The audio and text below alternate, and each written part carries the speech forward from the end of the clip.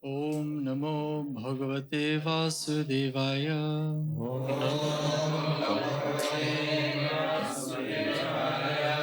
Om Namo Bhagavate Vasudevaya.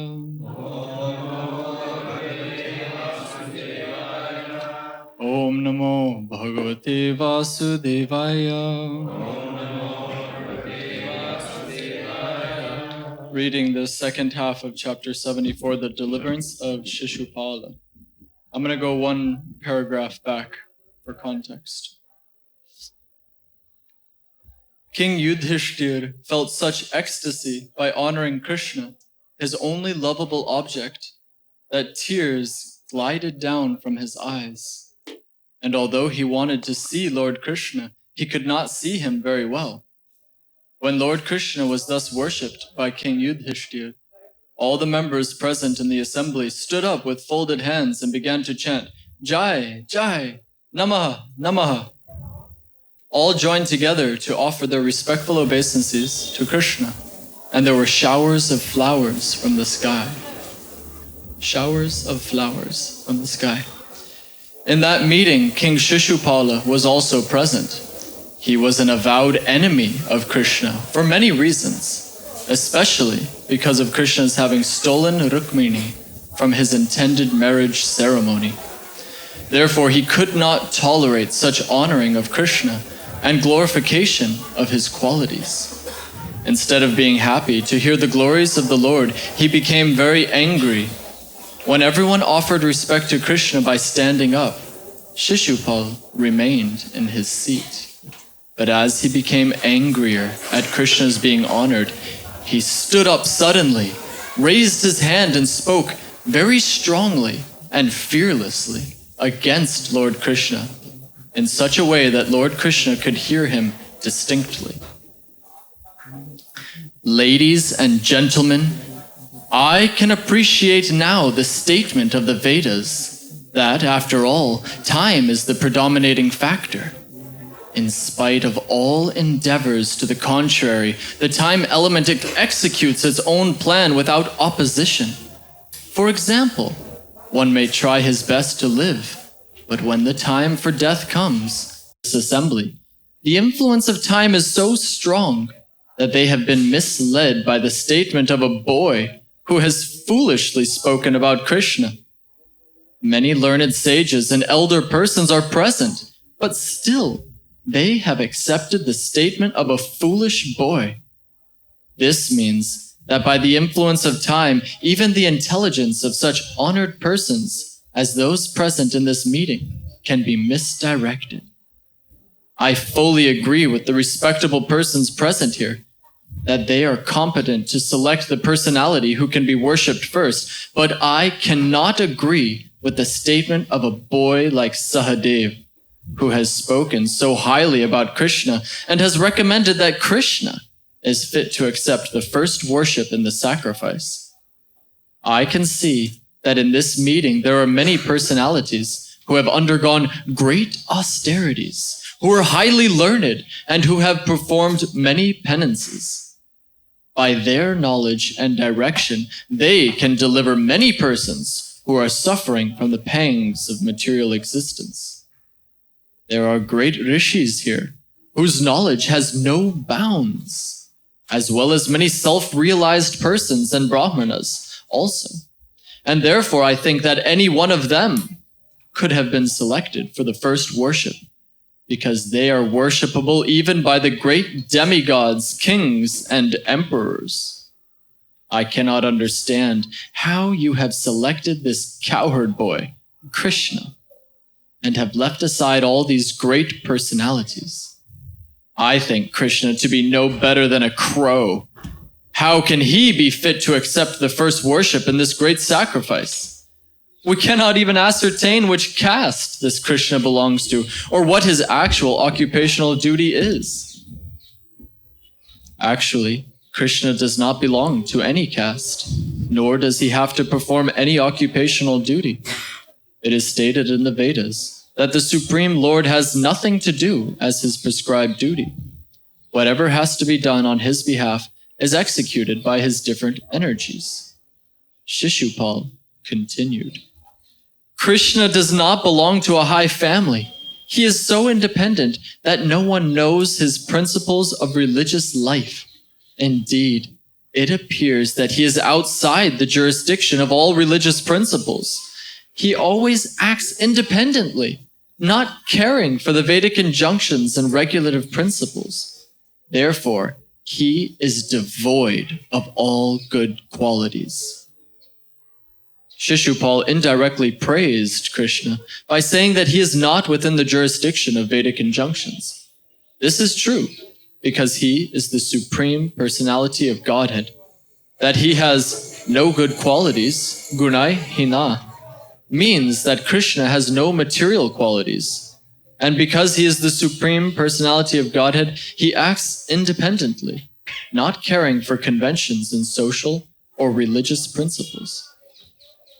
Shishupal continued, under these circumstances, how can he be fit to accept the first worship and the sacrifice?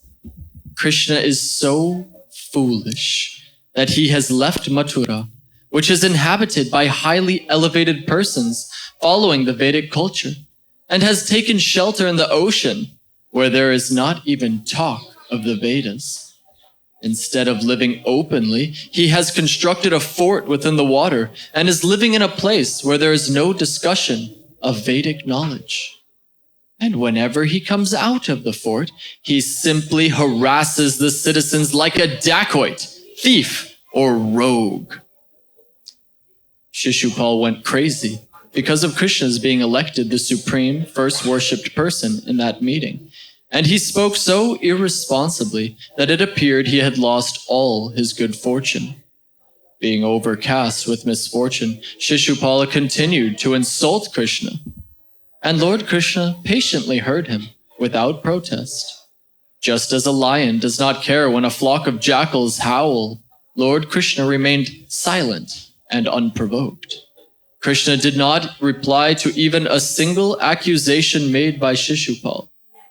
But all the members present in the meeting, except for a few who agreed with Shishupal, were very much agitated, because it is the duty of any respectable person not to tolerate blasphemy against God or his devotee.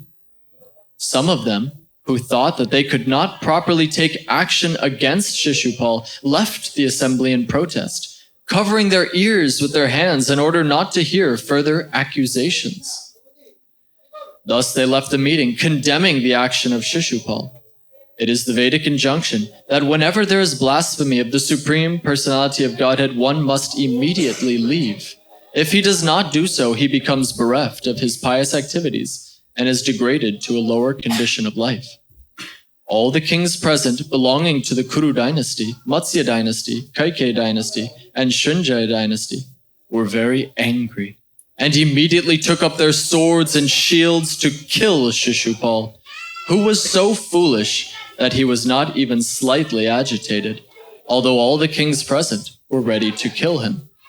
Shishupal did not care to think of the pros and cons of his foolish talking, and instead of stopping when he saw that all the kings were ready to kill him, he stood to fight with them and took up his sword and shield. When Lord Krishna saw that they were going to fight in the arena of the auspicious Rajasuya Yajna, he personally pacified them.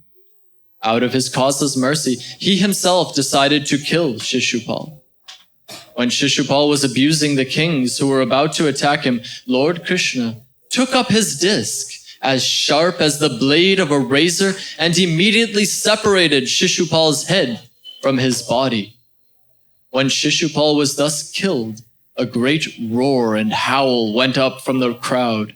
Taking advantage of that disturbance, the few kings who were supporters of Shishupal quickly left the assembly out of fear for their lives. Then the fortunate Shishupal's spirit soul immediately merged into the body of Lord Krishna in the presence of all, exactly as a burning meteor falls to the surface of the globe. The merging of Shishupal's soul into the transcendental body of Krishna reminds us of the story of Jai and Vijay, who fell to the material world from the Vaikuntha planets upon being cursed by the 4 Kumaras. For their return to the Vaikuntha world, it was arranged that both Jai and Vijay, for 3 consecutive births, would act as deadly enemies of the Lord, and that at the end of these lives, they would return to the Vaikuntha world to serve the Lord as his associates. Although Shishupal acted as the enemy of Krishna, he was not for a single moment out of Krishna consciousness. He was always absorbed in thought of Krishna, and thus he first got the salvation of Sayujya Mukti, merging into the existence of the Supreme, and was finally reinstated in his original position of personal service. The Bhagavad Gita corroborates the fact that one who is absorbed in thought of the Supreme Lord at the time of death immediately enters the kingdom of God after quitting his material body. After the salvation of Shishupal, King Yudhishthir awarded all the members present in the sacrificial assembly. He sufficiently remunerated the priests and learned sages for their engagement in the execution of the sacrifice. And after performing all this routine work, he took his bath. This bath at the end of the sacrifice is also technical. It is called the Avabhritya bath. Lord Krishna thus enabled the performance of the Rajasuya Yajna arranged by King Yudhishthir to be successfully completed, and being requested by his cousins and relatives, he remained in Hastinapur for a few months more. Although King Yudhishthir and his brothers were unwilling to have Lord Krishna leave Hastinapur, Krishna arranged to take permission from the king to return to Dwaraka, and thus he returned home along with his queens and ministers. The story of the fall of Jaya and Vijay from the Vaikuntha planets to the material world is described in the 7th canto of Srimad Bhagavatam. The killing of Shishupal has a direct link with that narration of Jai and Vijay. But the most important instruction we get from this incident is that the Supreme Personality of Godhead, being absolute, can give salvation to everyone, whether one acts as his enemy or as his friend. It is therefore a misconception that the Lord acts with someone in relationship of friend and with someone else in the relationship of enemy. His being an enemy or friend is always on the absolute platform. There is no material distinction. After King Yudhishthir took his bath at the conclusion of the sacrifice and stood in the midst of all learned sages and brahmanas, he seemed exactly like the king of heaven and thus looked very beautiful. King Yudhishthir sufficiently rewarded all the demigods who participated in the yajna, and being greatly satisfied, all of them left, praising the king's activities and glorifying Lord Krishna. When Shukadev Goswami narrated these incidents of Krishna's killing Shishupal and described the successful execution of the Rajasuya Yajna by Maharaj Yudhishthir, he also pointed out that after the successful termination of the yajna, only one person was unhappy. He was Duryodhana. Duryodhana by nature was very envious because of his sinful life, and he appeared in the dynasty of the Krus like a chronic disease personified to destroy the whole family. Shukadev Goswami assured Maharaj Parikshit that the pastimes of Lord Krishna, the killing of Shishupal and Jarasandha and the releasing of the imprisoned kings, are all transcendental vibrations, and that anyone who hears these narrations from authorized persons will immediately be freed from all the reactions of the sinful activities of his life. Thus ends the Bhaktivedanta purport of the 74th chapter of Krishna, the deliverance of Shishupal. Thank you very much. Om Jnana Timirantasya Gyananjana Shalakaya Chakshur Militam Jena Tasmai Shri Gurave Namah Shri Chaitanya Manopistam Sthapitam Jena Bhutale Swayam Rupa Kadamahyam Dadhati Shapadantikam Vandehan Shri Guru Shri Jutapadakamadam Shri Gurun Vaishnavanscha Shri Rupam Shagra Shatam Sahagana Bhagavatam Vitam Stam Sajivam Sadvaitam Savatutam Parijana Sahitam Krishna Chaitanya Devam Shri Radha Krishna Padan Sahagana Lalita Shri Vishakam Vitam Stra He Krishna Karuna Sindho Dina Bandho Jagatpate Gopesha Gopika Kanta Radha Kanta Namostate Tapta Kamshana Gaurangi Radhe Vrindavaneshwari Prashabhanu Sute Devi Pranamami Paripriye Vansha Kolpatarubhyascha Kripa Sindho Pyevacha Aditanam Bhavanebhyo Vaishnavebhyo Namah Shri Krishna Chaitanya Prabhu Nityananda Shri Advaita Gadadhar Shri Vasadi Gaura Hare Krishna Krishna Krishna Hare Hare Hare Rama Rama Rama Hare Hare. We heard about the arguments for electing Krishna as the person to receive Agra Puja, first worship in the assembly. We heard Sahadev's glorification of Krishna as the most qualified person, and we've heard Shishupal's deriding of Lord Krishna. Yeah. He has, in so many ways, insulted Krishna, and finally insulted the kings who were angry. This is a point that one should not hear blasphemy of devotees. If one sits and listens, then one takes part in the sin of Vaishnava Ninda. One should strictly avoid hearing such things. Either one should defeat the blasphemer or go away. We hear that some present, they just covered their ears and left, and others were prepared to kill Shishupal. But finally, Krishna killed him with his Sudarshan weapon. And we're reminded of the activities of Jai Vijay, where we learn how the soul of Shishupal merged into the body of Krishna. And we understand that finally he went back to the Vaikuntha planets. Just for fun or promotion. I've written about this in my book, Vanity Karma. There's a verse in Ecclesiastes, 2 verses. The words of a wise man's mouth win favor, but the lips of a fool will swallow him.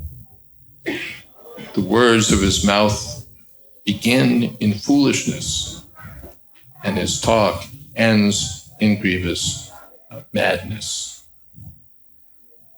So I comment, I'm reminded of an incident told in the Srimad Bhagavatam concerning a king named Shishupal, who lived while Lord Krishna, the personality of Godhead, was performing pastimes on earth. At an august assembly on a sacred occasion, at which Lord Krishna was personally present and was to be honored, Shishupal rose to insult him. The learned dignitaries who had assembled, he began, had all had their intelligence misled, and so they had chosen to honor such an unworthy person as Krishna, a disgrace to his family, someone no better than a crow, a mere cowherd with no good qualities. As Shishupal raged on, Lord Krishna simply sat tolerant, ignoring him. But as the diatribe grew to a crescendo of insults, warriors like the Pandavas finally jumped up and drew their swords to kill the frenzied king. Undaunted, Shishupal now began insulting them. Then Lord Krishna, seeing bloodshed imminent at this holy gathering, released his Sudarshan disc, a divine weapon, neatly beheading Shishupal, and without spilling a drop of blood. Traditional commentators cleverly reinterpret the Sanskrit of Shishupal's insults in such a way as to see them all as praises. And the Bhagavatam says that being killed by Krishna himself granted Shishupal liberation from material existence. Shishupal also did us the favor of serving as an extreme model of a ranter whose words begin in foolishness and end in wicked madness, by which he himself is devoured. Though Shishupal multiplied his words, talking on and on, he did not know what would happen, and who could have told him. That's because there's a third verse. A fool also multiplies words, yet a man does not know what will be, and who can tell him what will happen after him? So Shishupal multiplied his words, talking on and on, but didn't know what would happen. And who could have told him? So the Bhagavatam confirms the version of the Old Testament. Are there some questions, comments? Yes. This is a question somebody asked me, and I didn't know quite how to reply. I just told them that maybe Shishupal and Dantavakra did other pretty egregious things, but basically they said Jai and Vijay come down in pretty fantastic forms. Hiranyakashipu, the chapter in Bhagavatam is called the greatest of all demons. Hiranyaksha, pretty fantastic. Ravana and Kumbhakarna, pretty epic. Shishupal and Dantavakra, kind of 100 insults tolerated against Krishna by Shishupal, and Dantavakra gets dealt with over a chess match. It's kind of a little bit anticlimactic. Even Jarasandha seems more potent. So as far as demons of the time, the third incarnations of Jai and Vijay seem a little not so impressive. I'm just wondering if you have some thoughts. In terms of Krishna's sporting, this is for his fun to fight with, and not much fighting, just no blood even. Yeah, I don't have a thought except my own speculative thoughts, which are probably best left unsaid.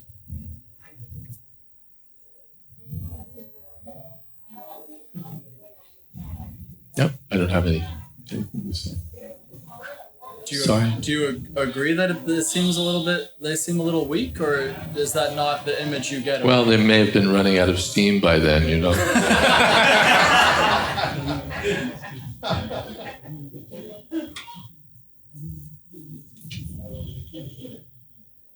Yes. Mike. We're giving you a mic.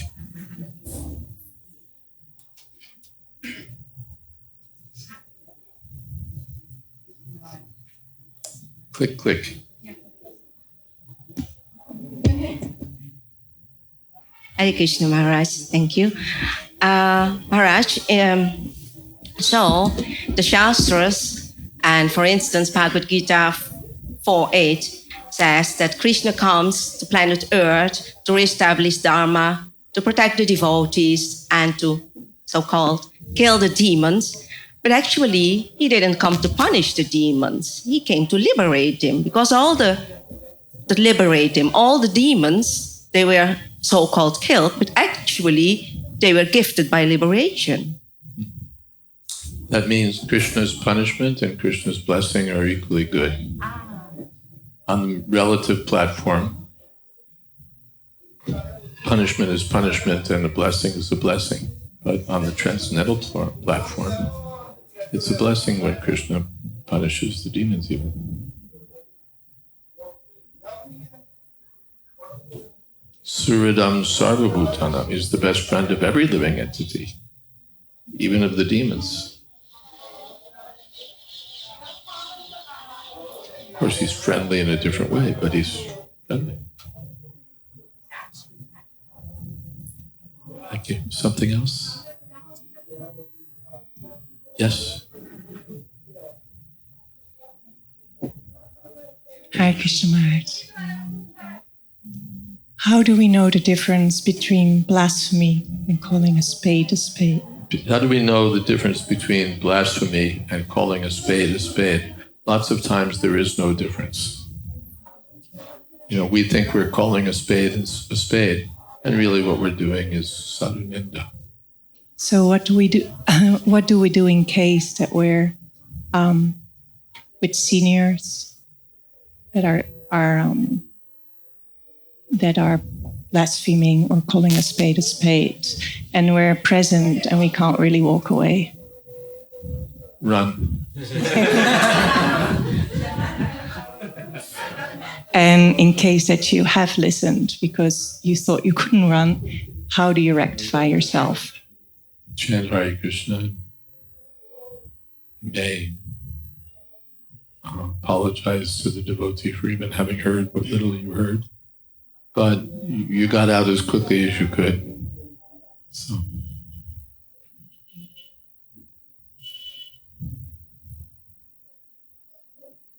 Otherwise, I know that this is blasphemy, but wonder what he's going to say.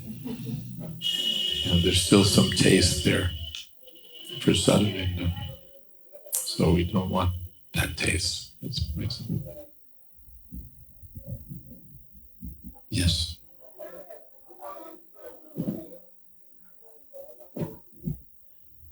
Hare Krishna. So it is said that the blaspheming of the Supreme Lord is very dangerous. But these blasphemies, these words are put in the Srimad Bhagavatam, and the devotees read these blasphemies.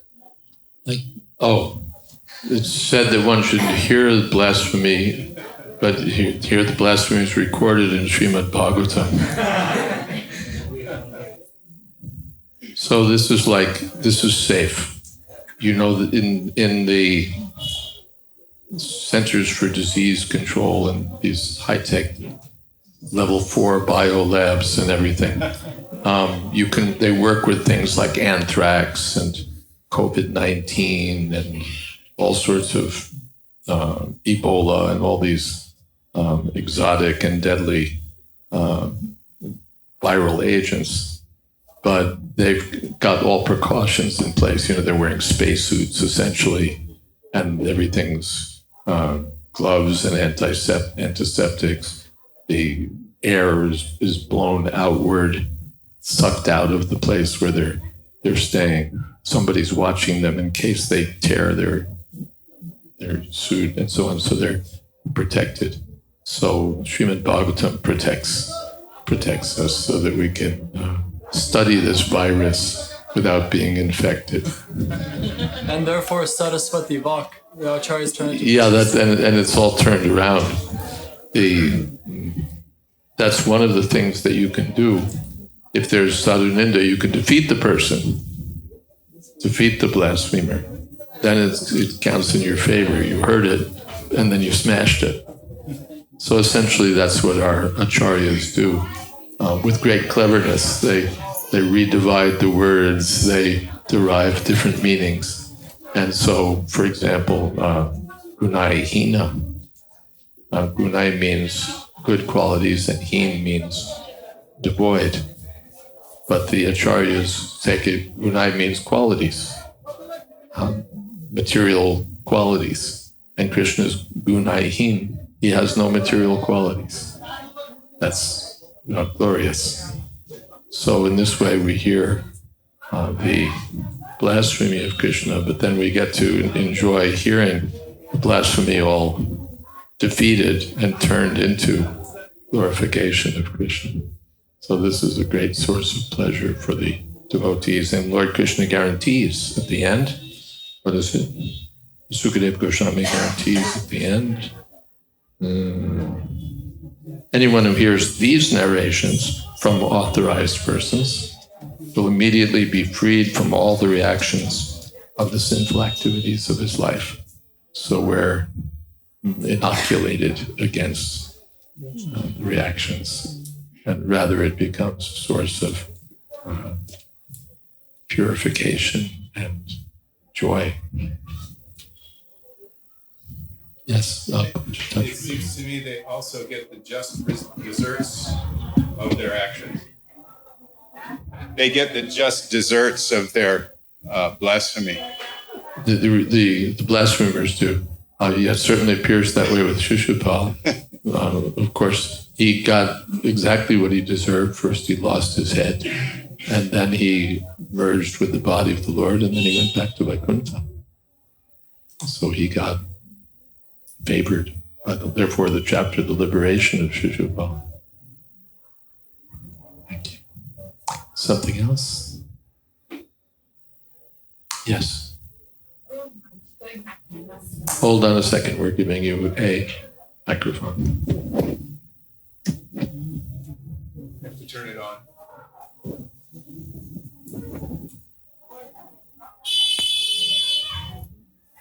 Over. Hare Krishna, going back to blasphemy. So when we're preaching, we often encounter people who are very inimical towards Krishna, towards ISKCON. So unless we preach to them, they're not going to totally understand where we're coming from. So I just wanted you to talk on that a bit. Yeah. While preaching, we may encounter blasphemous persons. Therefore, we're directed not to preach to those kind of people. If someone's, bad-mouthing Krishna, bad-mouthing spiritual master, we go on to the next person. Otherwise, we're, giving milk and bananas to a snake, you just increase his poison. So they're, all right, we came upon a snake, so we're just going to move on.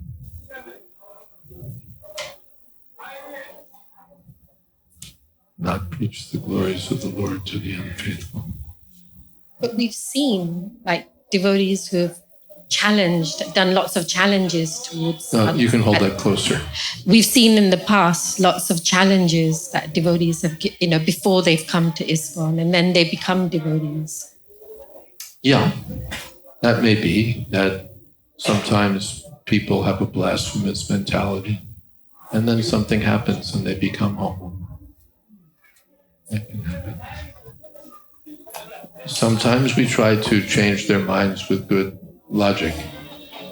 That Gopinathacharya, his brother, Sarvabhauma, was always giving some materialistic estimation of Chaitanya Mahaprabhu.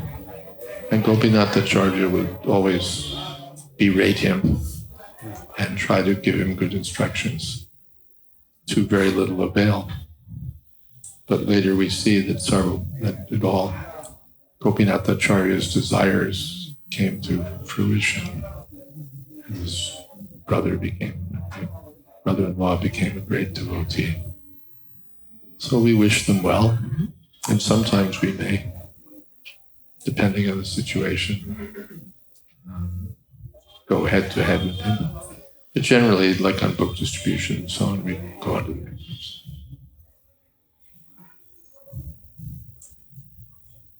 Something else? Maharaj. Keshav Maharaj.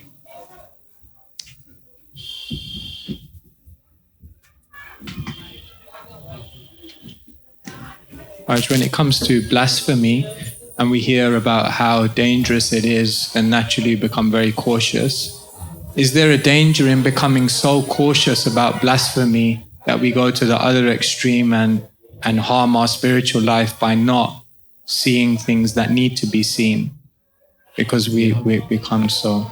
Yeah, that can be there also.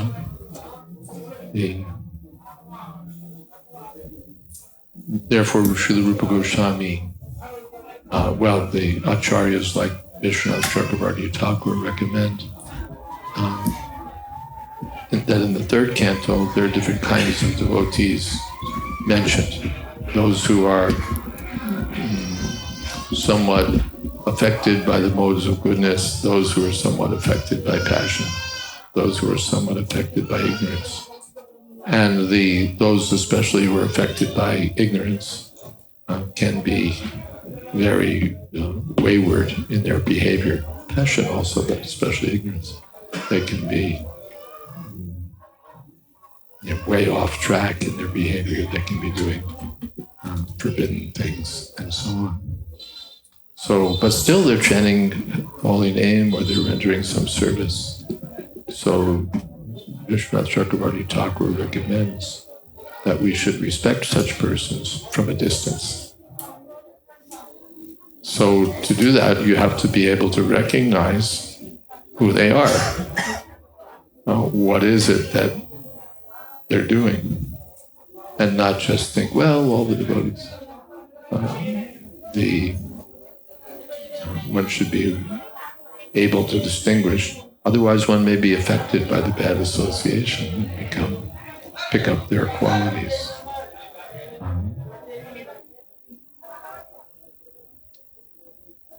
What is that? Krishneti yasya giritam manasadriyetam. Those who are chanting Hare Krishna but may not be to the standard of proper behavior, we can respect within our mind. And dikshasti chet penatibis. Those who are following will offer pranams and so on. And those who are advanced, expert in bhajan, will try to serve them, those who are free from envy. So Srila Rupa Goswami makes these distinctions because we're meant to observe them. A person on the Paramahamsa platform may transcend that and see no difference. He sees that everyone's engaged in Krishna's service. But we can't imitate that. We have to distinguish. In practical, just to sort of bring it down to the very practical platform, somebody's asking us to engage in sinful activities. Someone wants sexual favors. Someone wants to do something abominable to us or to others. And we shouldn't be so foolish that we say, oh, he's a Vaishnava, I can't say anything, I can't. No, we should understand what these things are. He's, first of all, dangerous to me or to those close to him. And so remedial action may be required. Yeah, that's a good point. Not that we're so very careful about Vaishnava aparad that anything heinous can be ignored and condoned. I was thinking, Maharaj, that a lot of blasphemy is not necessarily in raising something, but it's in how you raise it, what forum, in what culture and etiquette. And yeah, good point. That when these things are there, they may be raised with the person privately or brought to his friends or peers for bringing to his attention. If we're junior, we may go to the other senior person. Could you please see what you can do for him? We may have to approach some authority privately. And the last place to go is Facebook.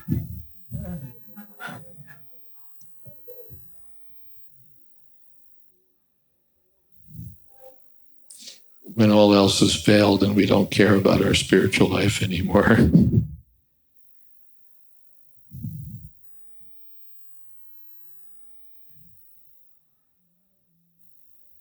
But that's part of of being expert as a devotee, is to know how to deal with these things, how to bring them up in the, as you say, the proper form, to the proper persons. Always thinking of the person's benefit also. Even if he's the most fallen, he may quickly come back to the standard. And then it comes on us. There was one incident, one leading devotee was involved in some illicit connection with women, and some sannyasis began broadcasting the news, and Srila Prabhupada was furious with them. He wasn't pleased. Yes, you've laid it on the line, you've called a spade, you've told the truth. He said, now he can never come back. So, Kshipram bhavati dharmatma, shashvat chantam nigachati. Abhichet sudaracharo. Even if his behavior is the most abominable, if he's steadily determined to serve Krishna, then he'll quickly come back. And Krishna says, sadhureva samantavya. We have to consider him a sadhu. People don't like this. They would rather, even devotees, they would rather be guided by contemporary community standards of what constitutes morality than by the statements of Lord Krishna in Bhagavad Gita. They think this is somehow a higher standard. Or else they've just, one way or another, when you look at what book they're following, it's the book of contemporary morality. But when we look at what Lord Krishna says, it's a different story. So we have to decide, do we believe it? Do we accept it? Do we implement it? Or do we just ignore it or pay it lip service and meanwhile go on with what the world will think is good, or what our friends or whoever. Can just ask one connected point to that. Excuse me? Just ask a connected point to that. Okay. In the 16th chapter of the Gita, Krishna talks about 6 demoniac qualities, and one of the qualities he mentions is harshness.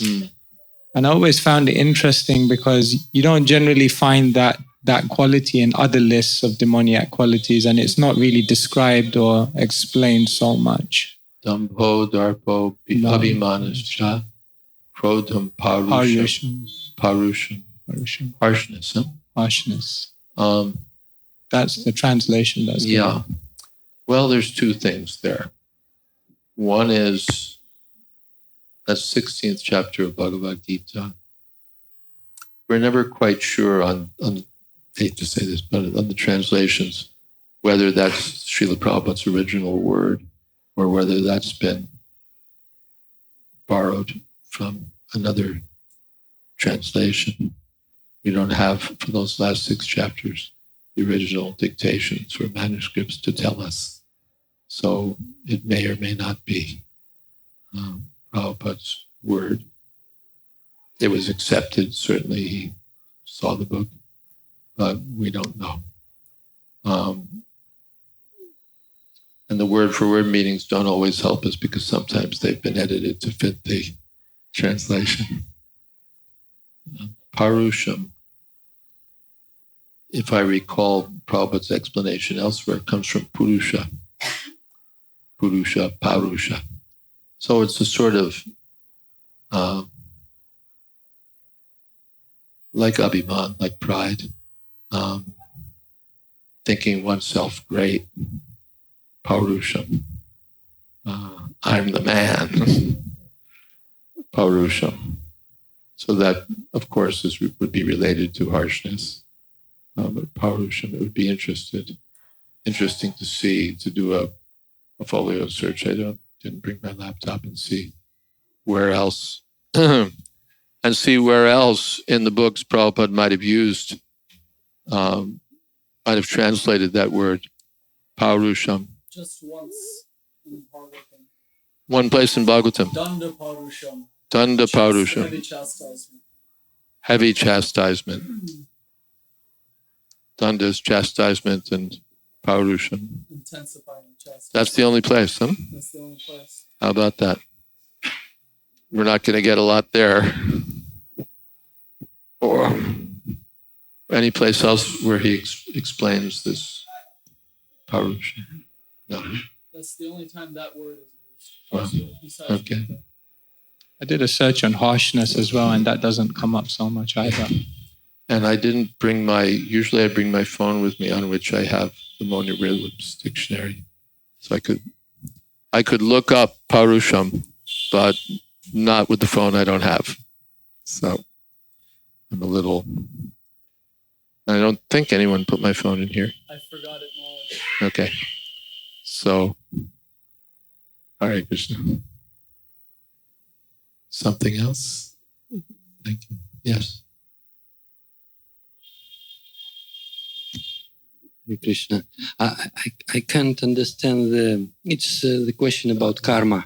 The question about karma. Yes. I can't understand the connection with the law of karma and this story of Ekadashi and Papa Purusha, all of this, it seems... The story of what? Of Ekadashi. Oh, Ekadashi. Ekadashi and Papa Purusha. All You know, I don't know anything about this Ekadashi, Papa Purusha stuff. None of it. Prabhupada never talked about it. He didn't make any reference to it whatsoever. It first came to our attention when one ISKCON devotee who took sannyas and later left ISKCON wrote the Ekadashi book, taking different statements from authorized shastras. The Prabhupada just didn't give it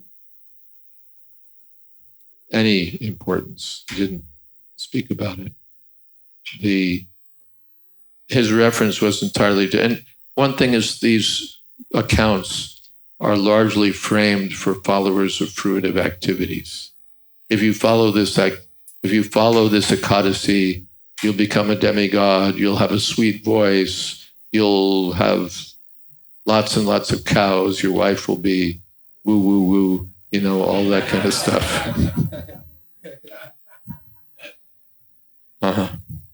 So be sure to follow this Ekadashi. And if you don't follow this Ekadashi, the Papa Purusha will catch up with you and all that kind of stuff. So Srila Prabhupada gave us a very different framework, that Ekadashi is an opportunity for remembering Krishna. That's our real interest. It's not that we're scared out of our wits of the Papa Purusha, and so we're in deadly fear of grains. We're trying to remember Krishna. And so we undergo a little tapasya, a little voluntary austerity. We give up grains, we give up beans for a day. Maybe we don't eat, that's okay. And the main thing is to increase our chanting, increase our hearing, increase our remembrance of Krishna. That's real Ekadashi. The devotees they stay up all night and chant the glories of the Lord. That's the thing. And while they're chanting the glories of the Lord, they're not worrying about the Papa Purusha. Papa Purusha is not invited to the kirtan. And if he comes, then it's not a problem. So, is that okay? Chaitanya Mahaprabhu asked us to follow Ekadashi. He asked his mother. So we're following. Prabhupada followed. We're following. But he wasn't.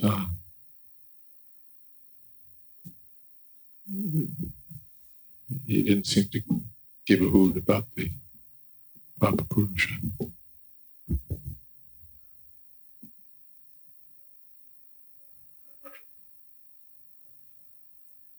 Thick. Hare Krishna Maharaj.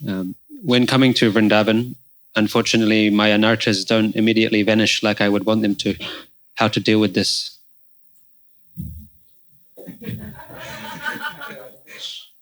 When you come to Vrindavan, your anarthas don't immediately vanish as you'd like them to. How to deal with this patiently. They will diminish if we go on patiently following the process.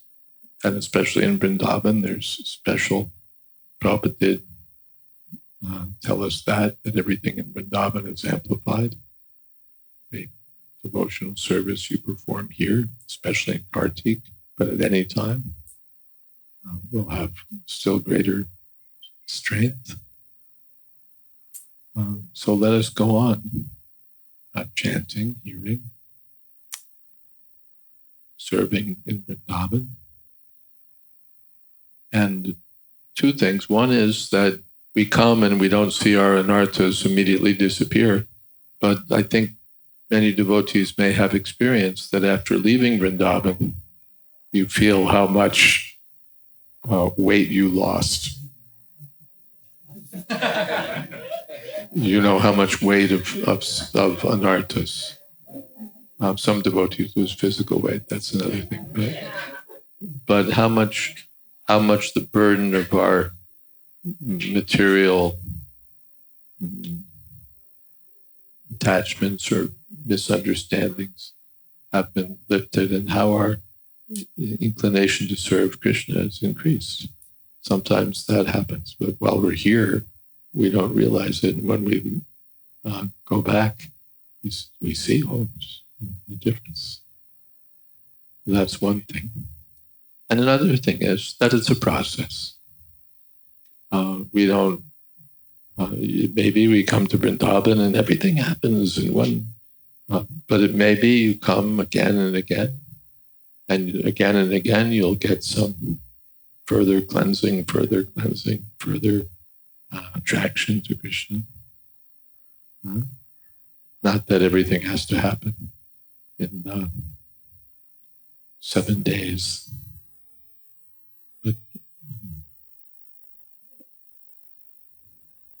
And in any case, the devotees, we want to come to Vrindavan.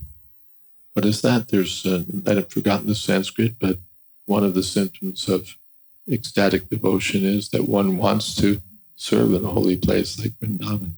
One is attracted to such a place. So just if we develop some attachment to Vrindavan, Ananda Bala Hari Bhaja Vrindavan, chant Hare Krishna, worship Vrindavan. Vrindavan's not our order supplier. Hey, I came here, I expected to be freed from all anarthas. You've got 24 hours, I want to see results.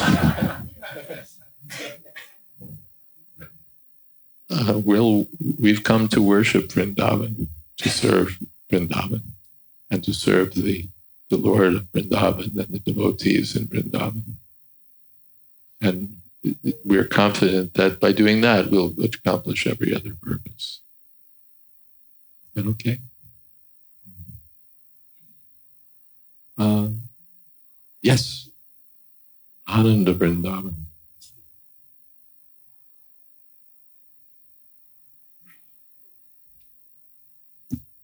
Hare Krishna. Maharaj, the biggest problem a person has in Krishna consciousness is, after hearing this chapter, is a devotee, when he comes into Krishna consciousness, he makes himself purified by hearing, chanting, associating.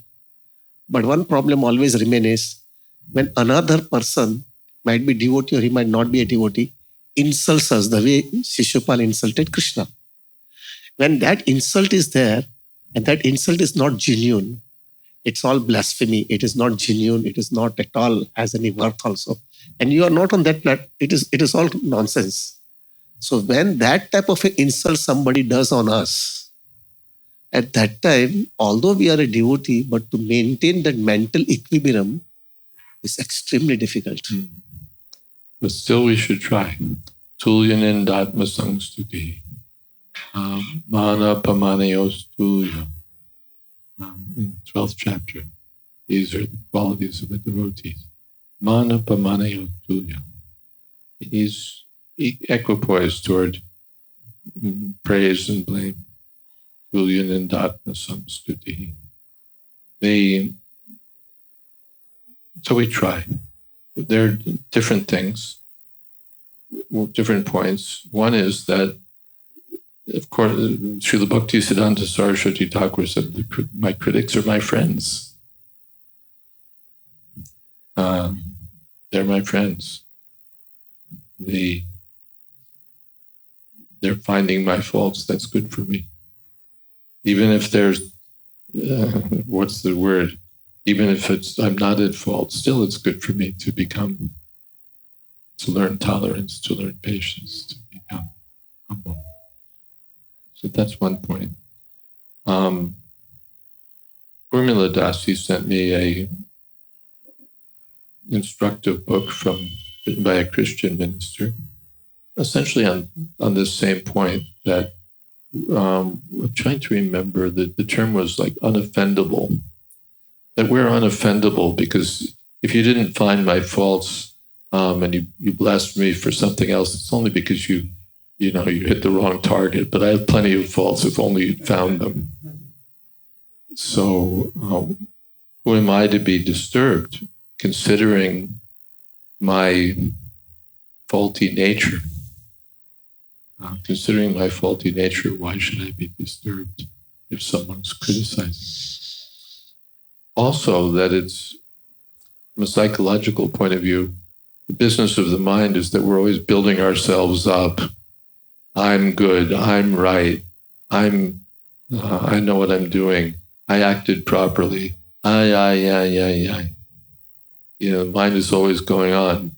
And this person that, and this person this, and this person is a fool, and this person is envious, and this person didn't understand, and this person he's just my enemy for no good reason, and this person is this and this and this. And the mind runs on like that. It's got like, anyone who's been on Govardhan Parikrama or Vrindavan Parikrama, and they have those vendors who have endless loop tapes. Sheetal pain bomb, and whatever it is. And they go on, and this dart and that darted, cures everything. So we have these endless loop tapes in our minds that go on building ourselves up and bad-mouthing what we think are the opposition. Prahlad Maharaj said, there are no friends and enemies, there's only the mind. There's only the mind, which categorizes people, friends and enemies.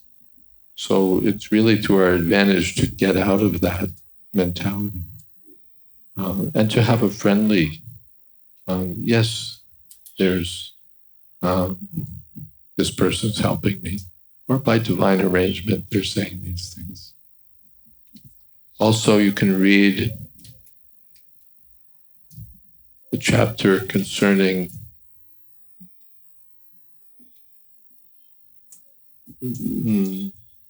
the chapters concerning the Shamantaka jewel, because it happened to Krishna too. He was accused of killing Prasena, Satyajit's brother, in order to steal the Shamantaka jewel. And the rumor went all around Dwarka, and Krishna was being bad-mouthed and so on. So even Krishna gets it. But more important, or also important at the end of the chapter, anyone who reads this chapter becomes free from the effects of such criticism. I fully understand that we have to come to that level. But if you are on a neophyte angle, the biggest, that vicious circle that happens is somebody insults us, and it is not a genuine insult. It is something like blasphemy, and it is all just because they wanted to sort of put us off altogether.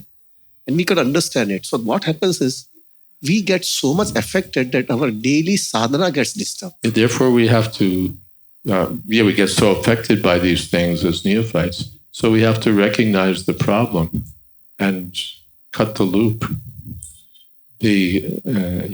Especially this tendency to criticize the Vaishnavas.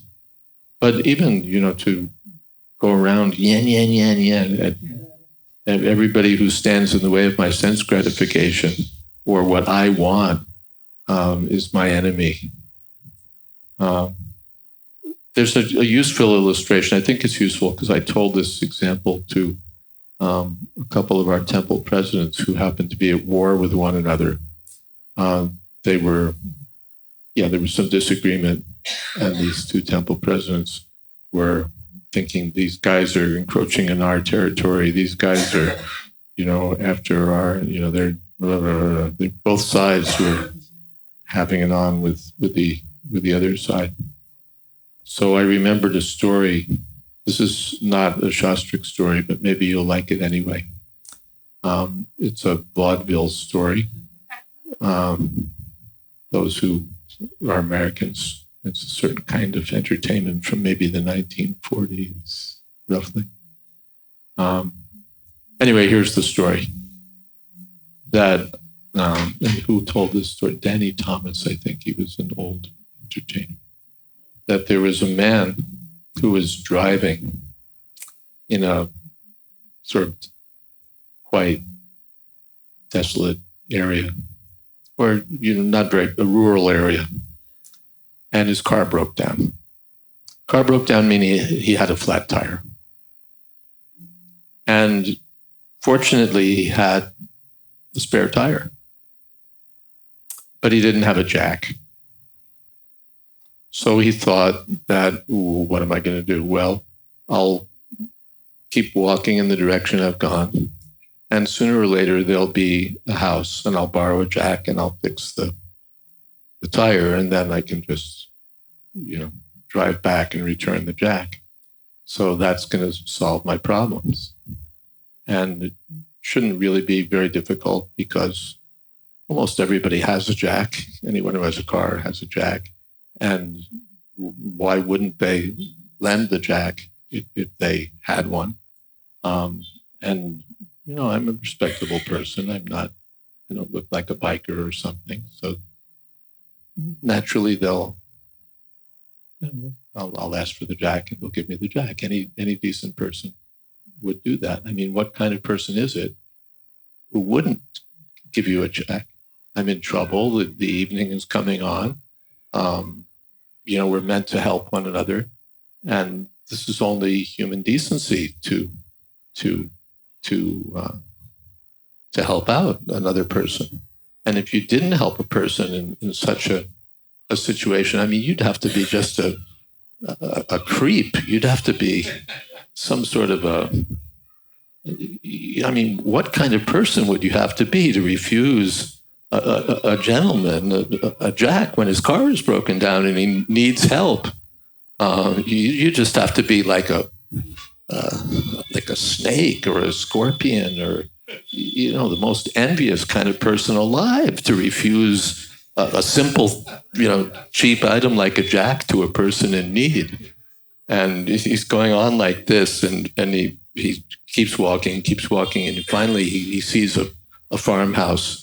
And he climbs the steps and he knocks on the door, and some fellow opens the door, and the man says, "Keep your damn jack."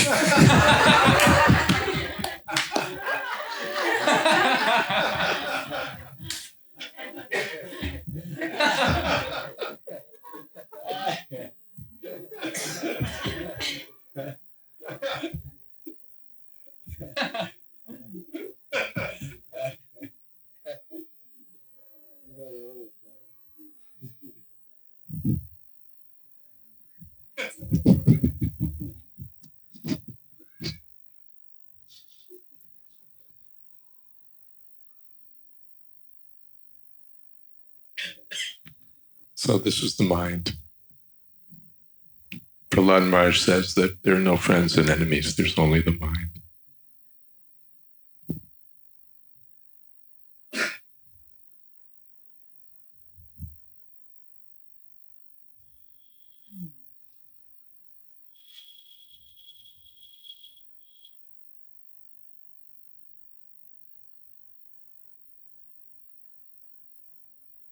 Something else? Yes.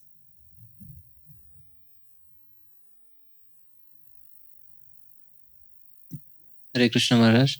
Yesterday to Anand Vrindavan Prabhu's question, you answered that every sadhaka has a common difficulty, that is forgetful of Krishna. So we think that we came to ISKCON, we are practicing Krishna consciousness. but still on a regular basis we observe that we are not completely remembering Krishna, and we are still have that difficulty in us. Even in the process of Krishna consciousness also, taking the deity darshan, honoring prasadam, everything, still we see the enjoying mentality is lurking in mind and in us. We struggle a lot to develop that serving attitude or serving mentality, and we always till the time we have this enjoying mentality, we be competitor to Krishna, and we lost the mood of serving to Krishna, devotees and everything.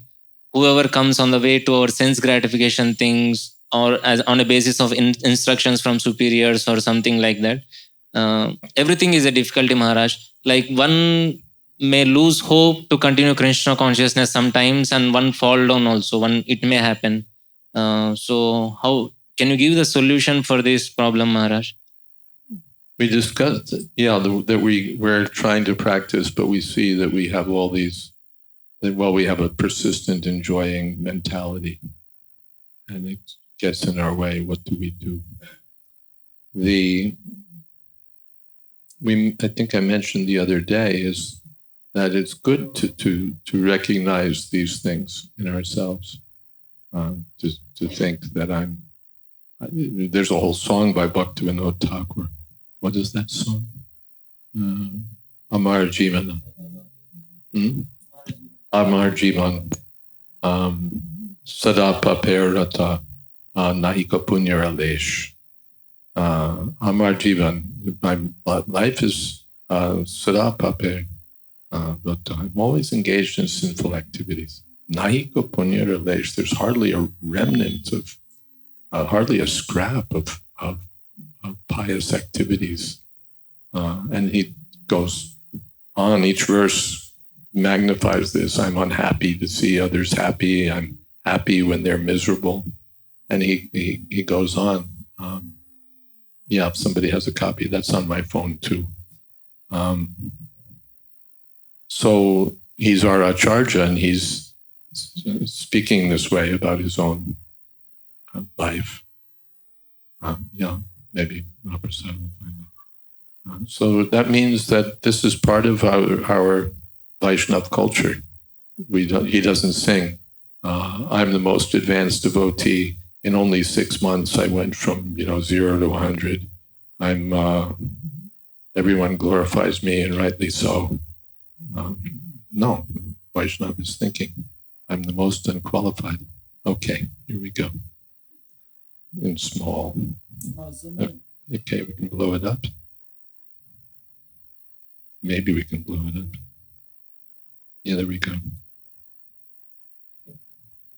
Nija shuka lagi pape nahi dhori, daya heen swarto paro, parasukhe dukhi, sada mitya bhashi, para dukkha sukha karo. Material desires within the core of my heart are unlimited. I'm angry, devoted to false pride and arrogance, intoxicated by pride, bewildered by worldly affairs. Envy and ego are the ornaments I wear. Oh no, that's the next verse. I've never hesitated to perform sinful acts for my own enjoyment, devoid of all compassion, concerned only with my own selfish interests. I'm remorseful, sorry to see others happy. I'm always lying. And when others are miserable, that makes me happy.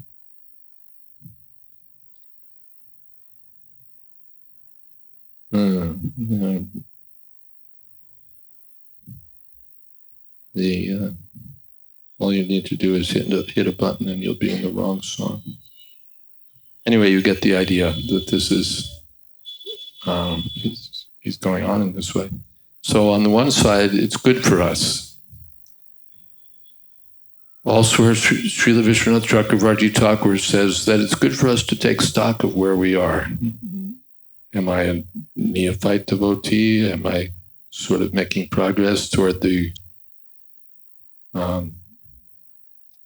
medium platform, Madhyamadikari platform? Am I in Uttama? Where, honestly look at ourselves and see where we are. He recommends that. And if in doubt, it's good to think of ourselves in the lower position. But as I mentioned, there's a place in either purport to prayers of King Kulashekar or Narad Bhakti Sutra where it's pointed out that if this becomes a cause of diminishing our devotional service, then it's just another form of sense gratification. That it's just Maya creeping in through, she's always looking for a window to come in through or a door or a fan duct or, some way or other to get in and start creating mischief. So then that's another way that I'm so fallen I could never serve Krishna. I might as well, go back to, submit my resume with Google and see if they'll take me, and if not, then whatever. So there's a category in nectar devotion that one should hope against hope. Ashabandha. That in spite of all my shortcomings, still I'm determined to serve Krishna. I may be whatever I may be, I may have whatever shortcomings I have, but I'm determined to serve Krishna. Prahlad Maharaj, the demigods offered all these beautiful prayers to Krishna in Sanskrit poetry. Lord Nrsingadev was still on roaring. Brahma pushed Prahlad forward. He's come for you, you try to glorify. He said, what can I do? I'm the son of a demon. But then he remembered, this Gajendra, who wasn't even a human being, offered some prayers to the Lord, and the Lord accepted. So, all right, let me try. So having that humble mood is good for us, recognizing our own faults, or even thinking that we have faults that may not even be there, but I feel that I have them. It's all good for us. But not to the point where it means that I serve Krishna less. The result should be that I serve Krishna more. I'm so fallen, I'm so rotten that I have to serve Krishna. I have no other hope. Is that okay? Yes. Let's give you a microphone.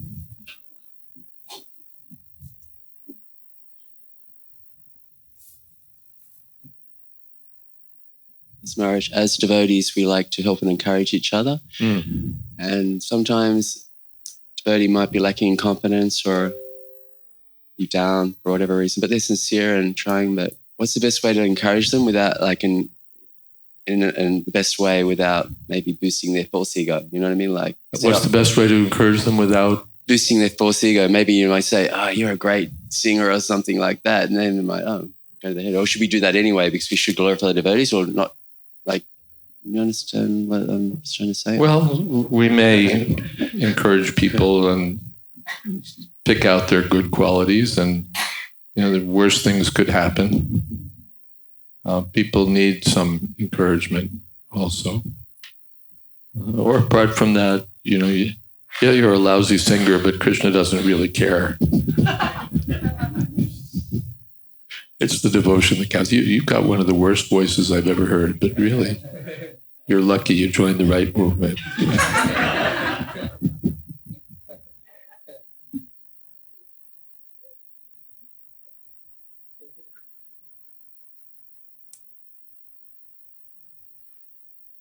Yes. Hare Krishna Maharaj, how to always keep our Krishna consciousness enlivened and not to fall into sometimes robotic way to do devotional service. And not fall into some robotic way to do service. How to stay enlivened. Keep company with those who are enlivened and follow the regulative principles. That's there in Bhagavad Gita. Nashaknosi What is that?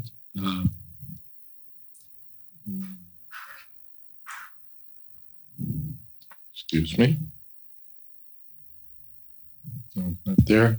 Red book, left home. It's in there. It's 12, in there. 12, 9. Yeah, maybe. Maybe.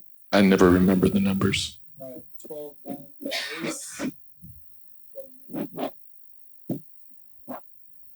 Atachittam samadhatam. Tachitam samadhatam nashaknosi mayistiram abhyasa yogena tato.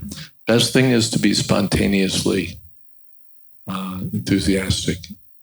That's the best thing. Automatically, spontaneously, Krishna conscious.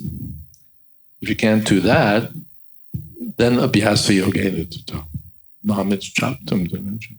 Then follow the principles of sadhana bhakti so that you'll develop those desires. So in the Nectar of Devotion, there are 64 items, among which 5 items are very powerful. To associate with devotees, to serve the deity, to hear Srimad Bhagavatam, discuss Srimad Bhagavatam, to chant Hare Krishna, and to live in a place like Vrindavan. These are very, very powerful. And our Krishna consciousness movement is arranged in such a way that we're always doing these things. Every day we're associating with devotees, we're chanting Hare Krishna, we're sitting for the Bhagavatam class, we're serving the deity, and we go to a place like the Krishna temple or here to Vrindavan itself. These are all enlivenings. One other answer from a different point of view, if you want to be enlivened, give Krishna consciousness to others. Anandam buddhivardhanam. It's the ocean of bliss that increases. So in the 4th canto of Srimad Bhagavatam, it's said that knowledge kept to oneself is like water kept in a cracked pot. It leaks out. But if you distribute it, it increases. So if you want to be enlivened, then spread Krishna consciousness to others. You'll be enlivened, guaranteed. Krishna will be pleased. This is Chaitanya Mahaprabhu's movement to spread Krishna consciousness. When you do that, you'll be enlivened. Nobody will have to, you won't be mentally challenging yourself. What do I have to do to be?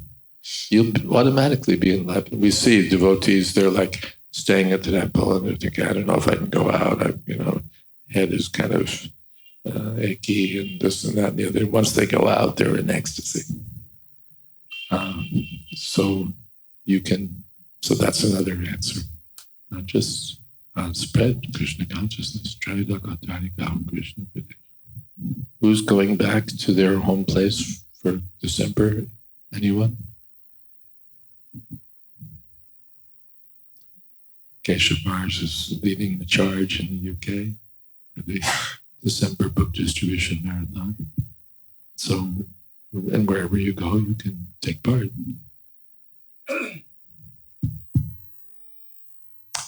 All right, our hour is ending. And we'd like to invite someone to do kirtan. In my Bhagavatam classes, for those who are interested, I give a class on Monday, Wednesday, and Friday on Bhagavatam, and Thursday on Chaitanya Charitamrita. It's at a very convenient time in New York, 7 p.m. Here it's at 5:30 in the morning. So it may not be the best, but anytime that you're in a favorable time zone and want to log on, you can find it on my website, jayswami.info. You can find the links, and you're invited. Anyway, our standard there for kirtan and for my evening classes, it's a good standard. I'm not saying this is the standard for the whole world, but for my classes, we ask that the kirtan be simple, easy to follow. One tune is enough.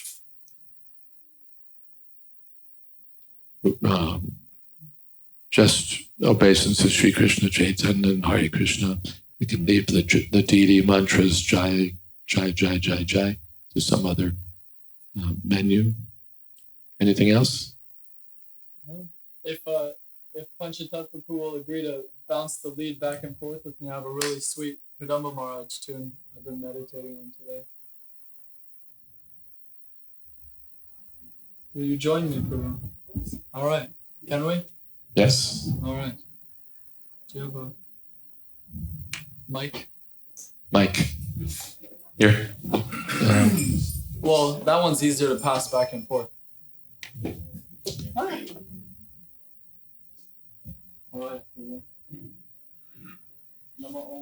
Vishnu Padaya Krishna Prishtaya Bhutale Gurudasa Jayadvaita Swami Namane Namo Om Vishnu Padaya Krishna Prishtaya Bhutale Shrimati Bhaktivedanta Swami Namane Namaste Saraswati Deve Gauravani Pacharine Nirvishesha Shanyvari Paschatya Deshatarine Jaya Shri Krishna Chaitanya Prabhu Nityananda Shri Advaita Garadhar Shivasari Gaura Bhakta Vrinda Hare Krishna, Hare Krishna, Krishna Krishna, Hare Hare, Hare Rama, Hare Rama, Rama Rama, Hare Hare. Finish their song.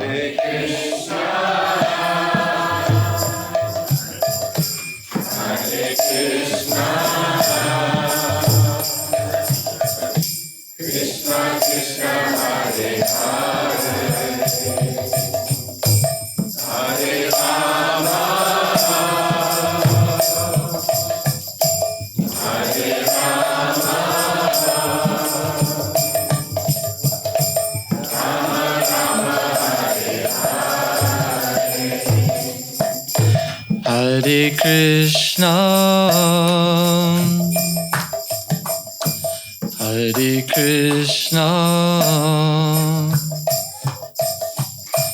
Krishna Krishna, Hare Hare,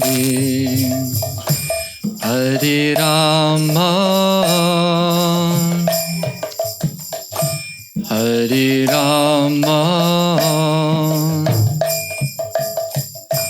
Rama Rama, Hare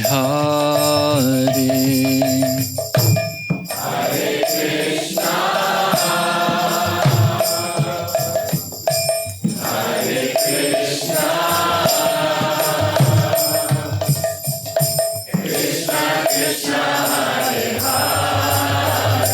Krishna Krishna, Hare Hare, Hare Rama, Hare Rama, Rama Rama, Hare Hare. Hare Krishna,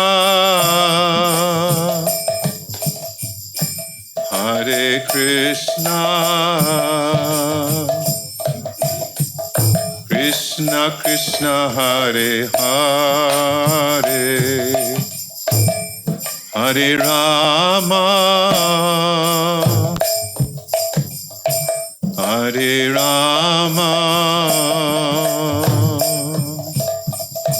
Rama Rama, Hare Hare, Hare Krishna, Hare Krishna,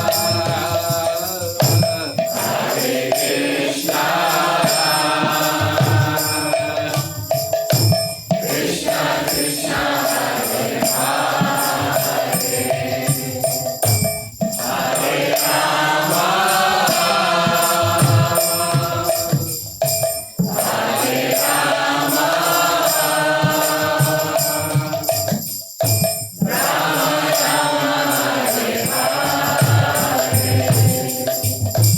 Hare Krishna, Hare Krishna, Krishna Krishna, Hare Hare, Hare Rama, Hare Rama, Rama Rama, Hare Hare.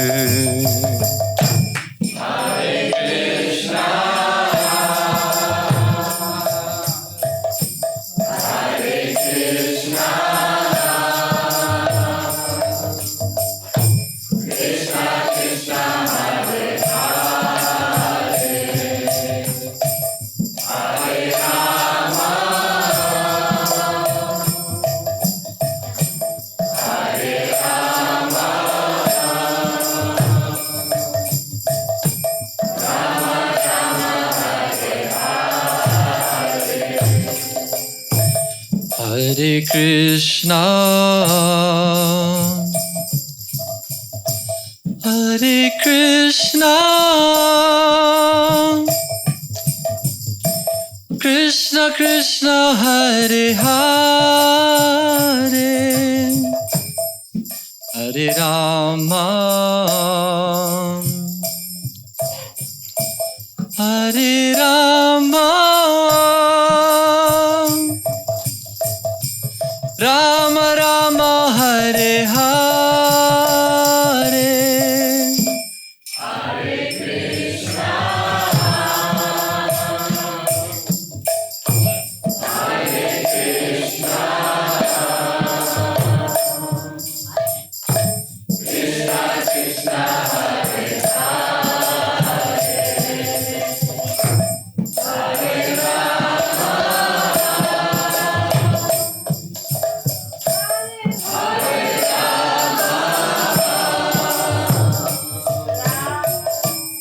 Rama Rama, Hare Hare. Hare Krishna, Hare Krishna, Krishna Krishna, Hare Hare, Hare Rama, Hare Rama, Rama Rama, Hare Krishna, Hare Krishna, Krishna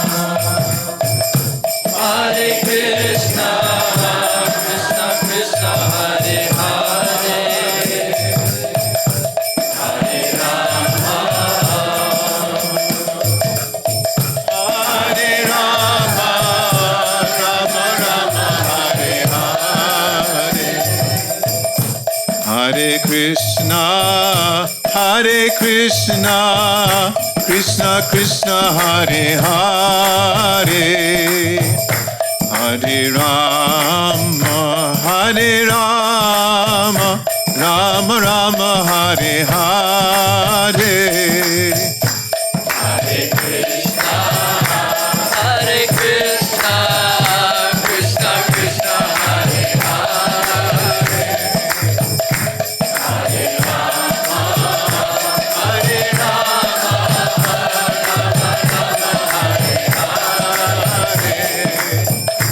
Hare Krishna, Hare Krishna, Krishna Krishna, Hare Hare, Hare Rama, Hare Rama, Rama Rama, Hare Hare. Hare Krishna, Hare Krishna, Krishna Krishna, Hare Hare, Hare Rama, Hare Rama,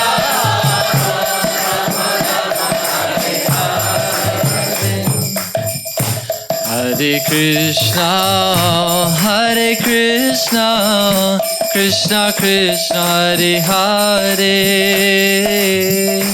Hare Rama, Hare Rama, Rama Rama, Hare Hare. Hare Krishna, Hare Krishna, Krishna Krishna, Hare Hare, Hare Rama, Hare Rama, Rama Rama, Hare Hare. Hare Krishna, Krishna Krishna, Hare Hare, Hare Rama, Rama Rama, Hare Hare.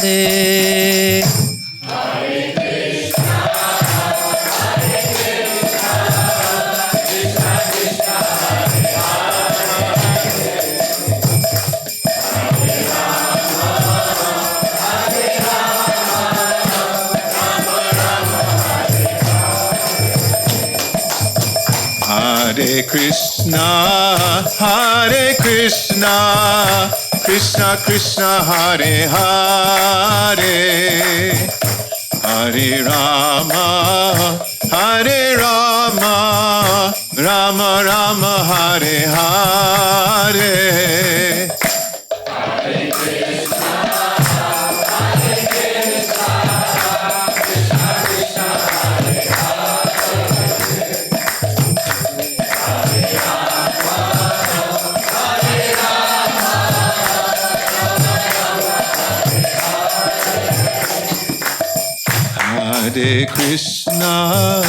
Hare Krishna, Krishna Krishna, Hare Hare, Hare Rama,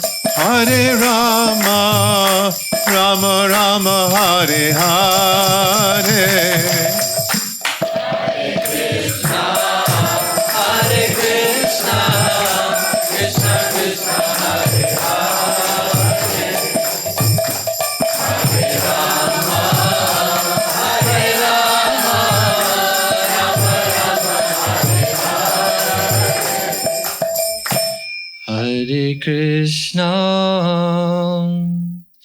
Hare Krishna, Krishna Krishna, Hare Hare,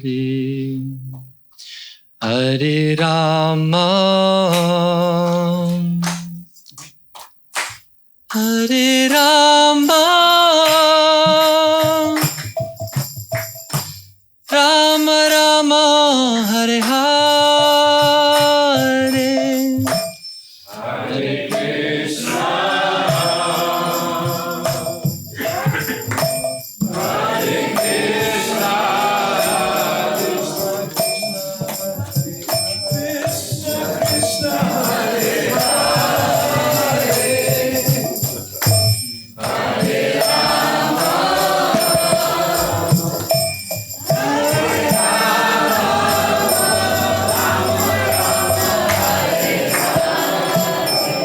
Jai Gaur Premanandi.